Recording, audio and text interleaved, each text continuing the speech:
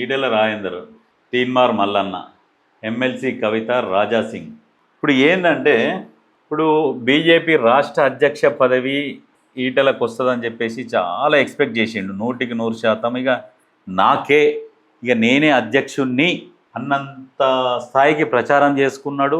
అంత బాగానే ఉన్నది. కానీ ఏం జరిగిందో ఏమో సడన్గా ఒక్కటేసారి రామచంద్రరావుకి ఇచ్చేసారు. అయితే ఒకవేళ ఈయనకు కూడా కొంచెము బాధ ఉంటుంది కదా, ఎట్లా ఏంది, నేను అధ్యక్ష పదవి వస్తుందని అనుకుంటే నేను సీనియర్ నాయకుడిని, బీఆర్ఎస్లో ఉన్నప్పుడు సెకండ్ లీడర్ అంటే ఇక ఈటెల రాజేందర్ని చూపిస్తుండే. అప్పుడు చూపిస్తురని చెప్పేసి వాళ్ళు పార్టీ నుంచి పొమ్మన లెక్క పొగబెట్టి బయటికి పంపించారు.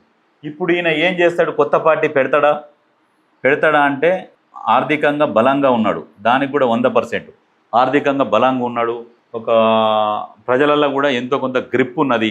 కాకపోతే ఏంటంటే పార్టీ పెట్టాడు, కొంచెం పైసలల్లా ఆచితూచి ఖర్చులు పెట్టే వ్యక్తి. ఇక ఇది అవసరము అనుకుంటేనే దానికి ఇంతనే పెట్టాలి, ఒక లిమిట్ పెట్టుకుంటాడు. అయినా కానీ సొంతంగా పార్టీ పెట్టాలంటే పెట్టినా కానీ సక్సెస్ రేట్ మాత్రం లేదు ఈయనకు. ఒకవేళ పార్టీ పెడితే ఎట్లా ఉండాలంటే ఖర్చుకు వెనకాడవద్దు. 10 ఖర్చు అవుతున్న దగ్గర 15 ఖర్చు పెట్టాలి. ఆ రకమైన వాళ్ళకైతేనే రాజకీయ పార్టీ పెట్టేటోళ్ళకి సెట్ అవుతుంది. కానీ రాజేందర్ అన్నకు అది సెట్ కాదు. కాకపోతే ఎవరన్నా బలవంతం మీద పెట్టుబడిదారుడు వచ్చి ఈయనగాక బీఆర్ఎస్కు పెట్టుబడి పెట్టినట్టు, ఈయన బీఆర్ఎస్కు పెట్టుబడిదారుడే, ఇక తిన్నాను రోజులు తిన్నాక గాడిదనేది దాన్ని అడిగినాడు. కానీ ఈయన పెట్టుబడిదారుడే, నమస్తే తెలంగాణ పత్రికకు పైసలు ఇచ్చిన ఆయనే, బీఆర్ఎస్ భవనం కూడా ఈయన కీలక ఉన్నది, ఈయనకు పార్టీ నడుస్తందుకు కూడా ఈయన పెట్టుబడి పెట్టిండు.